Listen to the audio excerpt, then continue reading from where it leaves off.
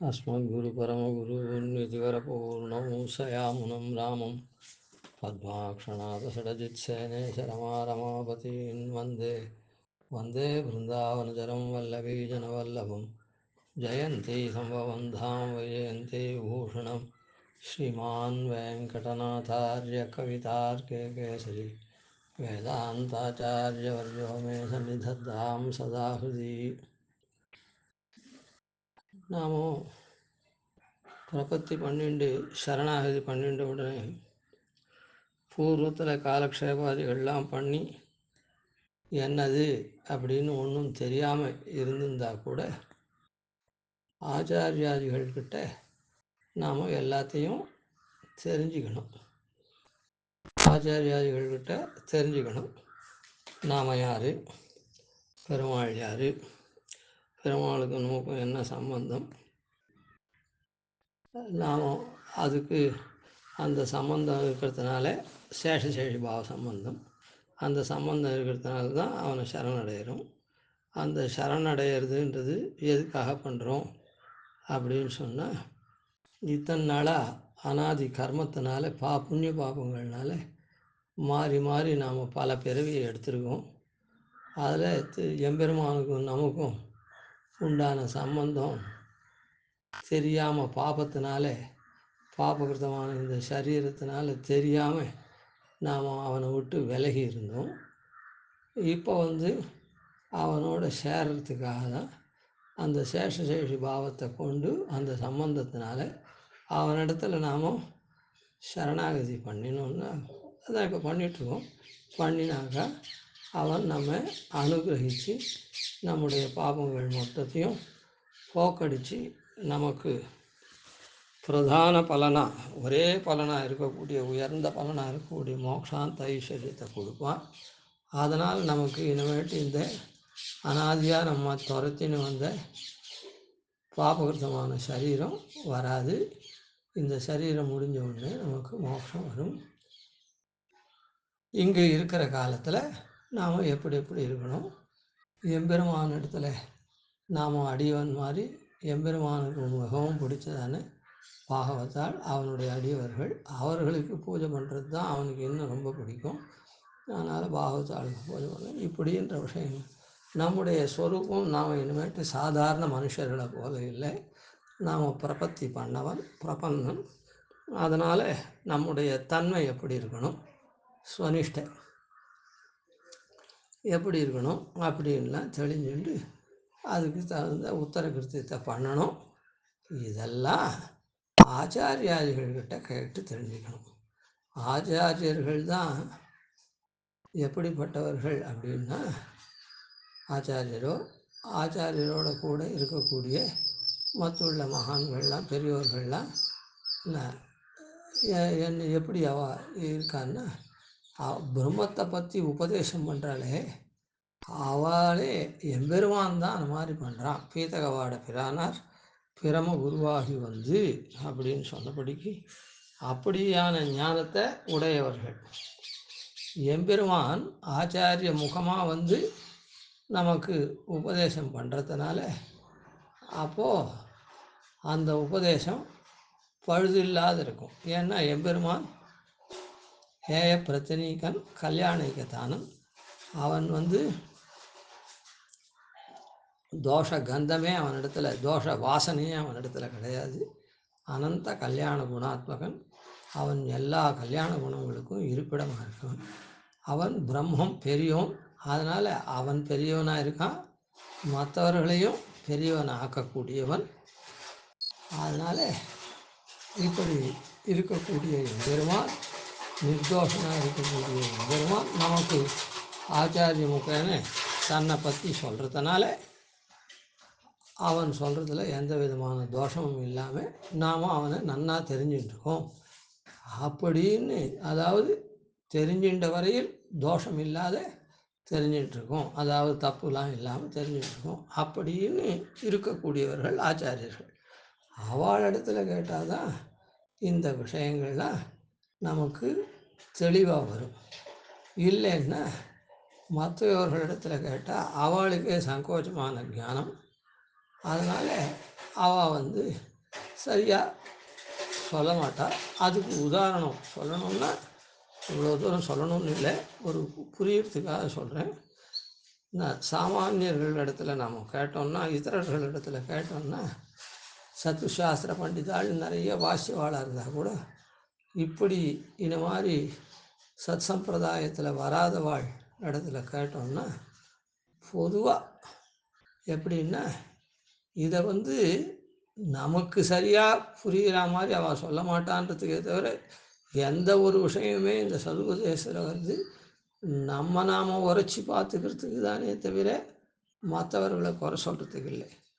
அவளிடத்துலேருந்து பெறப்படக்கூடிய ஞானமெல்லாம், அதாவது 5 குருடாள் யானையை பார்த்தா ஒருத்தன் யானையோடைய வயர் பாகத்தை தடவி பார்த்துட்டு, ஓ யானைன்றது சோறு மாதிரி இருக்கும் போல இருக்குது. ஒருத்தன் கால் தடவி பார்த்துட்டு, ஓ யானை கம்பம் போல் இருக்கும் போல இருக்குது. வால் பாகத்தை ஒருத்தன் தடவி பார்த்து, யானை விளக்குமாறு போல் இருக்கும் போல இருக்குது. இன்னொருத்தன் காதை தடவி பார்த்துட்டு, முரம் போல் யானை இருக்கும். இப்படின்னு ஒவ்வொரு மாதிரி ஒவ்வொருத்தன் நினைக்கிறான். அதனால் அதை போல தான் நமக்கு இந்த எம்பெருமானை பற்றினதான ஞானம் இப்படி தான் அறக்குறையாக நமக்கு வரும். அதனால தான் இது ஆச்சாரியாளிடத்துல தான் கேட்கணும். அவள் தேத்தாங்கொட்டையை போல் இருக்கிறவா. நாம் கலங்கின நீர், வன்சேற்று அள்ளல், பொய் நிலம், இதில் நாம் இருக்கிறதுனால அவளால் நாம் உரசப்பட்டு இது பண்ணோம்னா நம்ம அஜ்ஞானம் தெளியும். அதனால் நாம் என்ன பண்ணணும், உத்தர காலம்னா சரணாகதி பண்ணிட்டா விட்டு முதல்ல தெரிஞ்சுக்கலைன்னா கூட ஆச்சாரியாதிகளை அணுகி நாம் இதெல்லாம் விஷயங்கள்லாம் தெரிஞ்சுக்கணும். அவரவர்கள் சக்தி அனுகுணமாக காலக்ஷேபமே பண்ணுறதோ இல்லை அவளிடத்துல உபதேச வார்த்தைகளை கேட்டுக்கிறதோ ஏதோ பண்ணி நாம் நன்னா தெரிஞ்சுக்கணும். அது உத்தர காலத்தில் செய்ய வேண்டியது. எம்பெருமான நன்னா அனுபவிக்கிறதுக்கு உத்தர கிருத்தியத்தினுடைய பிரகாரமெல்லாம் நன்னா தெரிஞ்சு நாம் அனுபவிக்கிறதுக்கு முதல்ல ஒருத்தன் ஒரு கம்பெனியில் வேலை பண்ணுறான்னா அந்த கம்பெனி என்னது ஏது, நாம் எதுக்காக இங்கே சேர்ந்துருக்கோம், அந்த கம்பெனியினுடைய இது என்ன, கோல் என்ன, அதை அச்சீவ் பண்ணுறதுக்காக தான் நாம் சேர்ந்துருக்கோம். இதெல்லாம் தெரிஞ்சுக்கிட்டால் தான் அங்கே ஒரு ஈடுபாட்டோடு வேலை பண்ண முடியும். அதுபோல் இதெல்லாம் நன்னா தெரிஞ்சுட்டால் தான் உத்தரகிருத்தியம் நன்னா அமையும். இதனால் இதெல்லாம் தெரிஞ்சுக்கணும் அப்படின்னு ரெண்டாவது ஆச்சாரியனிடத்தில் கேட்டு தெரிஞ்சுக்கணும் அப்படின்னு சொன்னோம். ஆச்சாரியனிடத்தில் ஆச்சாரியத்தில் விஷயத்தை கேட்டு தெரிஞ்சுட்டா கூட இது அனுஷ்டான பர்யந்தம் வரணமானதுனால பரமை காந்திகளாக மகான்களாக இருக்காளே, எப்பவும் எம்பெருமானோட கூட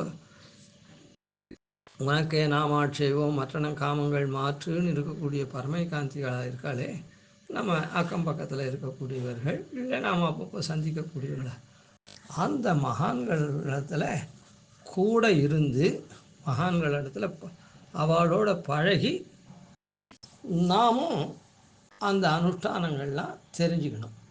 மகான்கள் ரொம்ப பழுதில்லா பரமை காந்திகள், அவள் ஏகமாக அனுஷ்டிப்பார்கள்.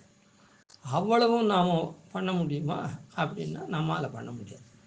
அதனால் நம்முடைய தன்மைக்கு தகுந்தபடி என்ன இந்த மாதிரி நன்னா தெரிஞ்ச மகான்கள் இருக்காளே, காலக்ஷேபாதிகள்லாம் பண்ணிவிட்டு அதை அனுஷ்டானத்தில் கொண்டு வந்திருக்க பரமை காந்திகள் இருக்காளே, அவளோட உடனிருந்து நாம் பழகி, உடனிருந்துன்னா 24 மணியும் இல்லை, அப்பப்போ சமயம் வாய்க்கிற போதெல்லாம் அவளோட கூட இருந்து, இப்போலாம் அலோ சொல்லிட்டு போகிறாளே அந்த மாதிரிலாம் இல்லாமல், உதாரணத்துக்காக சொல்கிறேன், அப்படிலாம் இல்லாமல் கொஞ்ச நாள் இருந்தால் கூட அவள் எப்படிலாம் இருக்கா, என்ன மாதிரி அவள் வர்த்திக்கிறா, அதான் அவளுடைய நடவோட பாவனைலாம் எப்படி இருக்குது அப்படின்னு பார்த்து அதில் நம்முடைய தன்மைக்கு தகுந்த மாதிரி நாம் அதை பின்பற்றி நடக்கணும். அவள் ரொம்ப பழுதில்லா பரமை காந்திகளாக பத்திரமாத்து தங்கம் போல் இருக்கா, எல்லாம் அந்த மாதிரி பண்ணுறான்னா நாமும் நம்முடைய வர்ணம் என்ன, ஆசிரமம் என்ன, நம்முடைய தகுதி என்ன, அவள் அத்தியனம் பண்ணிவிட்டு இதுவாக இருக்கான்னா நாம் அத்தியனம் பண்ணலைன்னா நாம் அதை இது இப்போ திடீர்னு பண்ணிவிட முடியுமா? முடியாது. அதே மாதிரி எந்த இதுவுமே அவள் எப்பவும் ஜபதபாதிகள்லாம் பண்ணிட்டு இருக்கா, அது இது அவளுக்கு அதனால் அப்படின்னா நமக்கு உண்டியே உடையேன்னு கொஞ்சம் போக வேண்டிய காரியங்கள்லாம் இருக்குது. ஆற்று பெருமாளுடைய திருவாராதனத்துக்கு நாம் சம்பாதிக்க வேண்டியதெல்லாம் இருக்குது அப்படின்னு சொன்னால், ஆற்று பெருமாள் திருவாரூர்னா குடும்ப ரட்சணம், அதெல்லாம் பண்ண வேண்டியது இருக்குது. அப்படின்னா நாம் ஓட வேண்டியதாக இருக்குதுன்னா, அதான் நம்முடைய தன்மைக்கு தகுந்த மாதிரி அவளுடைய அனுஷ்டானத்திலேருந்து எடுத்துட்டு நாமும் உத்தரகிருத்தியத்தை நன்னா நடத்தணும். அதனால் இந்த மூணாவதாக இப்போ என்ன சொல்லப்படுறார் அப்படின்னா சொல்கிறார் அப்படின்னா, பரமைகாந்திகளோடு இருந்து நம்முடைய தகுதிக்கேற்ப அவளை பின்பற்றி நாம் நடக்கணும். அதை என்ன சொல்லியிருக்குது சாஸ்திரங்கள்லன்னா, யஸ்யா அனுபவ பர்யந்தா புத்திஸ்தத்வே பிரதிஷ்டிதா தத்ருஷ்டி கோச்சரா சர்வே முச்சந்தே சர்வகில்பிஷைः. யஸ்யானுபவ பர்யந்தா புத்திஸ்தத்வே பிரதிஷ்டிதா தத்ருஷ்டி கோச்சரா சர்வே முச்சந்தே சர்வகில்பிஷைः அப்படின்னு சொல்லப்படுது. என்னன்னா, எஸ்ய அனுபவ பர்யந்தா, எஸ்ய எந்த பகவானுடைய அனுபவத்தை எல்லை வரையில் என்ன எல்லையாக கொண்டது தத்துவ ஞானம். அந்த பகவானை பூர்ணமாக அனுபவிக்கணும்னா முதல்ல தத்துவ ஞானம் வேணும். அதான் உண்மையான ஞானம் வேணும். அவன் நாம் யார் என்ன அது இப்போலாம் சொன்னவன் கீழே அந்த மாதிரி அப்படி இருக்கக்கூடிய மகான்கள் இருக்காளே, அப்படிப்பட்ட யஸ்யானுபவ பர்யந்தா புத்திஸ்தத்வே பிரதிஷ்டிதா, அந்த எம்பெருமானுடைய அனுபவத்தை எல்லையாக கொண்ட தத்துவஞானம் பெற்றவா இருக்காளே, புத்திஸ்தத்வே பிரதிஷ்டிதா, எந்த யாருக்கு அந்த அவளுடைய புத்தியாகப்பட்டது அந்த மாதிரியான தத்துவஞானத்தில் நிலை நிற்கிறதோ அது அப்படிப்பட்டவாள் தான். அறகுறையாக இருக்கவாளுடைய அனுஷ்டானமெல்லாம் பார்க்கக்கூடாது. யஸ்யா அனுபவ பர்யந்தா புத்தி தத்வே பிரதிஷ்டிதா, அந்த மாதிரியான தத்துவஞானம் உண்மையான ஞானத்தில் யாருடைய புத்தி நிலைக்கிறதோ அந்த தத்துவஞானம் இது பகவானுடைய அனுபவ பர்யந்தம், எல்லை அதுதான் பர்யந்தம். அந்த ஞானத்தை உடையவாள் இருக்காளே, அப்படி இருக்கிறவாளுடைய தத்ருஷ்டி கோச்சரா, தத்ருஷ்டி அவளுடைய திருஷ்டி கட்டாட்சத்துக்கு இலக்கான கோச்சராக சர்வே, அவளுடைய திருஷ்டிக்கு அவ கட்டாட்சத்துக்கு பாத்திரமானவா எல்லாரும்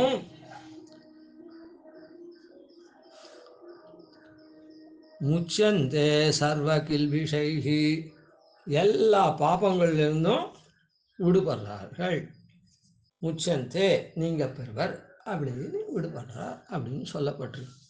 அதாவது நல்ல எம்பெருமானுடைய கைங்கரியத்தை எல்லையாக கொண்ட தத்துவஞானத்துடைய மகான்கள் பக்கல்ல நாம் சென்று அவளுடைய கட்டாட்சம் விழுந்ததுன்னா நம்ம பேரில் யார் பேரில் விழுறதோ அவள் எல்லாருக்கும் எல்லா பாபங்களும் விடுபடுறது அப்படின்னு சாஸ்திரம் சொல்கிறது. அதனால் நாம் என்ன பண்ணணும், மகான்களோட கூட இருந்து பழகி, நாம் அப்படிப்பட்ட மகான்களோட கூட இருந்து பழகி, அதுதான் பழுதில்லாத அனுஷ்டானமாக இருக்கும். அதை தெரிஞ்சுட்டு நம்ம சக்தி அளவுக்கு அதில் எடுத்துக்கணும், அதை நாம் கடைப்பிடிக்கணும். அது எப்படி சுவாமி நம்ம சக்தி அளவுக்கு அப்படின்னு சொன்னால் நமக்கு தெரியும். அதுக்கும் பிரமாணம் சொல்கிறது. யாவானர்த்த உதபானே சர்வத சம்ப்ளுதோதகே தாவான் சர்வேஷு வேதேஷு பிராமணஸ்ய விஜானதா. அதனால் கீதையில் இப்படி சொல்லியிருக்கான் எப்பெருமான், யாவானர்த்த உதபானே சர்வத சம்ப்ளுதோதகே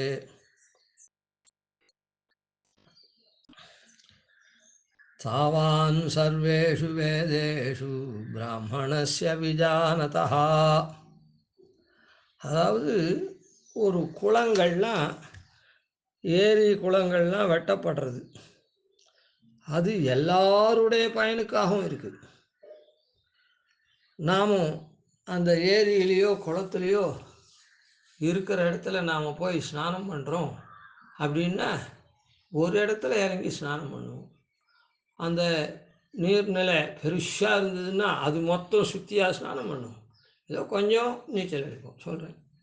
அதே மாதிரி அதில் தீர்த்தம் பருகணும். மத்தியானம் வெயிலில் போகிறோம், வழியில் அந்த குளமெல்லாம் தெரியுது அப்படின்னா நமக்கு எவ்வளோ தீர்த்தம் 2 கையால் எடுத்து சாப்பிட முடியுமோ, எவ்வளோ தேவையோ அந்த தீர்த்தத்தை நாம் பருகுவோம்.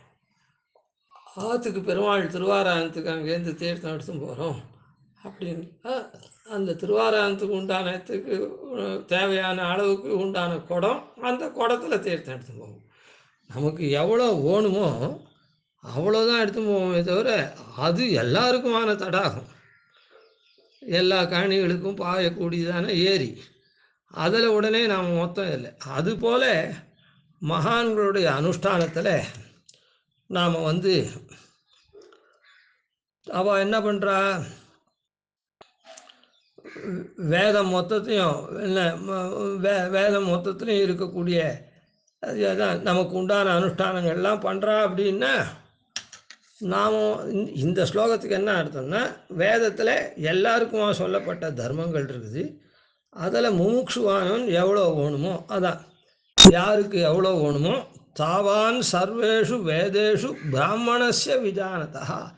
நாம் அதான் முமுட்சுவாக இருக்கவன் தனக்கு எவ்வளோ வேணுமோ அந்த பகுதியை எடுத்துட்டு அறிஞ்சு நடக்க வேணும் அப்படின்னு.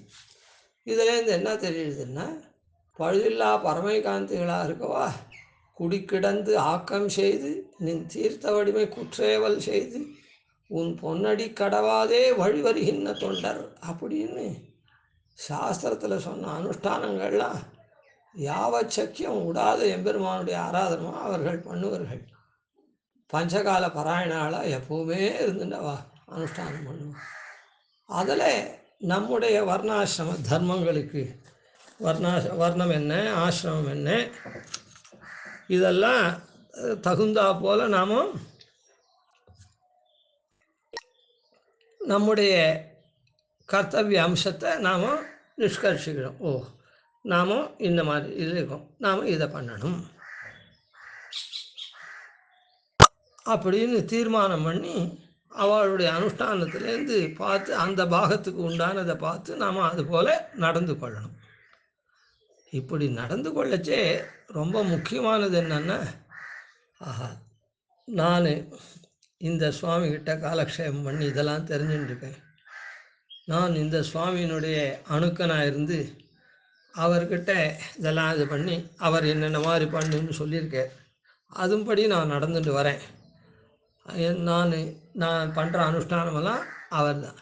அதனால் என்னுடைய அனுஷ்டானமும் என்னுடைய ஞானமும் இதெல்லாம் ரொம்ப உயர்ந்தது அப்படின்னு நான் அந்த மாதிரி இந்த சுவாமியின் இடத்துல பெற்ற ஞானத்தை இந்த சுவாமியின் இடத்துல நான் ஆசிரிச்சிருக்கேன்னு சொல்லலாம்.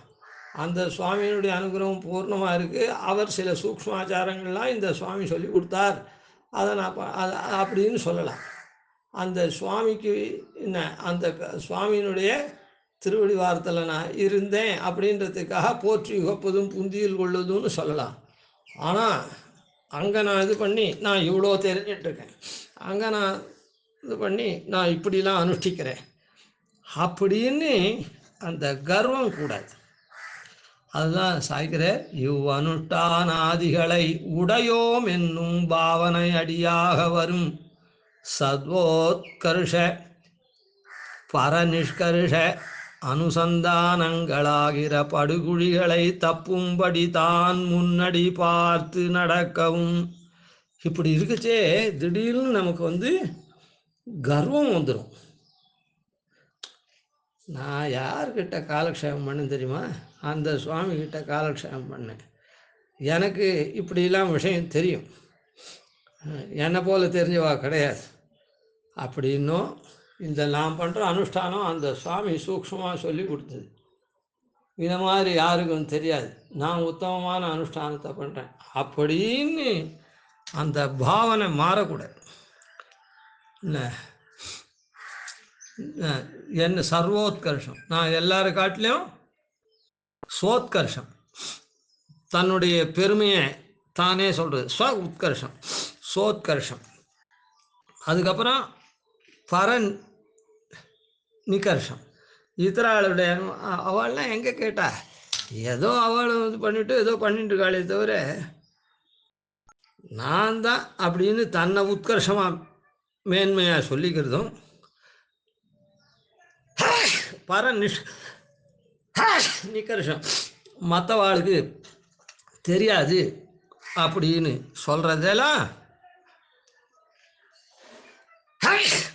அப்படின்னு ஏன்றது சொல்கிறது இதெல்லாம் இருக்குது. அது ரொம்ப படுகுழி. அது நம்ம கீழே அப்படியே தள்ளிடும். அந்த அகங்கார மமக்காரங்கள் இருக்குது. இவரை சொல்லச்சே, கூரத்தாழ்வாரை சொல்லச்சே, மொழியை கடக்கும் பெரும்புகழான் வஞ்ச முக்குறும்பாம் குழியை கடக்கும் நங்கூரத்தாழ்வான். முக்குறும்பு என்னது? அது குலமதம். என்ன மாதிரி வசத்தியானவா கிடையாது. நல்ல வம்சத்தில் நான் பிறந்திருக்கேன். அவன்லாம் என்ன சாதாரண வம்சம்.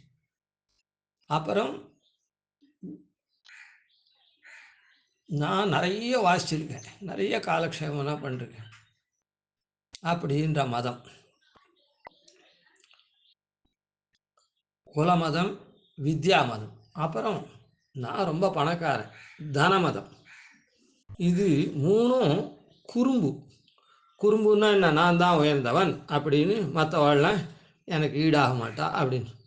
இது ரொம்ப குழி. இதில் விழுந்தால் எழுந்திருக்கவே முடியாது, அதோ கதி தான்.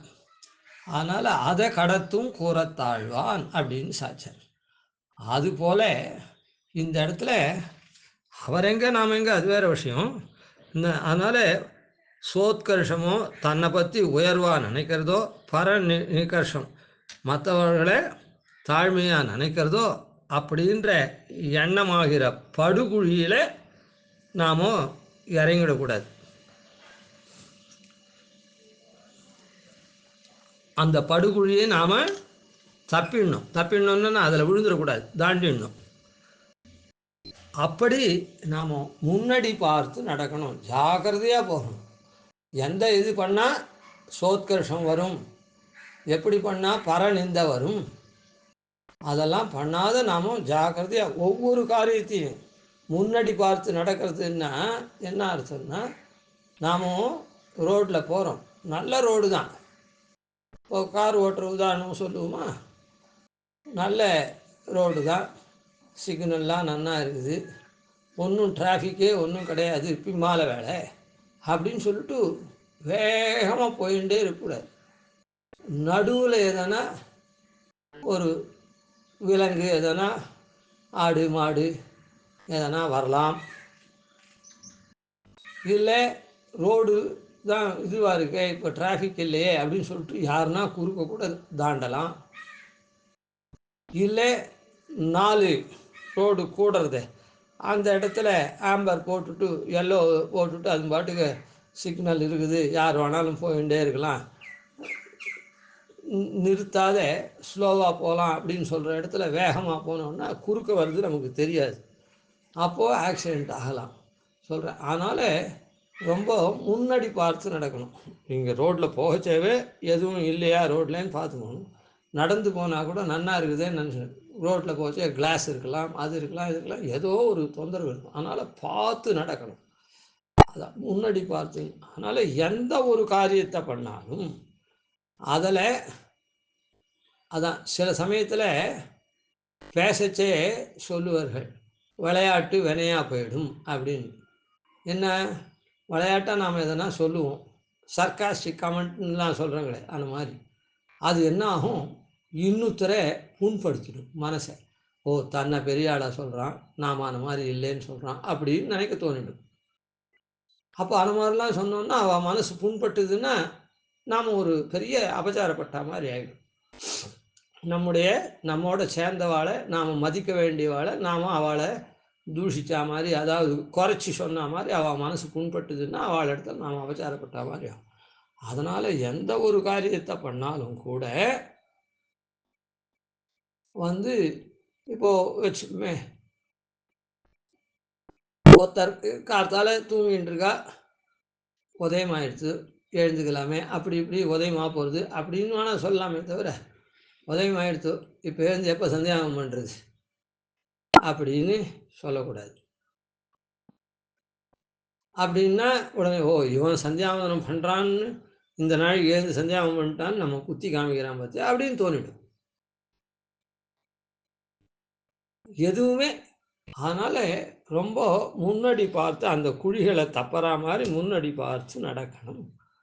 இது என்னென்னா பெரியோர்களிடத்தில் பழகி அனுஷ்டானங்களை நமக்கு தகுந்தபடி நாம் எந்த வர்ணத்தில் இருக்கோம், எந்த இதுவாக இருக்கும், என்ன ஆசிரமத்தில் இருக்கும், ஆனா பெண்ணா, வயோவிருத்தனா, இல்லை பால்யமா, யுவாவா, யுவத்தியா, இதெல்லாம் பார்த்து நாம் அந்த அனுஷ்டானத்தை பின்பற்றி, ஆஹா நாம் இப்படிலாம் ஞானத்தை உடையவன், நாம் இப்படிலாம் அனுஷ்டானம் பண்ணுறோம், இவாளெலாம் பண்ணுறதே கிடையாது, இவாளுக்கெல்லாம் இந்த ஞானமே கிடையாது அப்படின்லாம் தன்னை பெருமையாக பேசுறதும் இதரால் நிந்த பண்ணுறதும் கூடவே கூடாது. ஜாக்கிரதையாக நடந்துக்கணும்.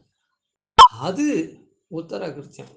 உத்தரகிருத்தியம்ன்றது நான் பின்னாளில் பிரபத்தி பண்ண விட்டு இருக்கிற நாளில் அதை ஜாக்கிரதையாக பார்த்து நடக்கணும்.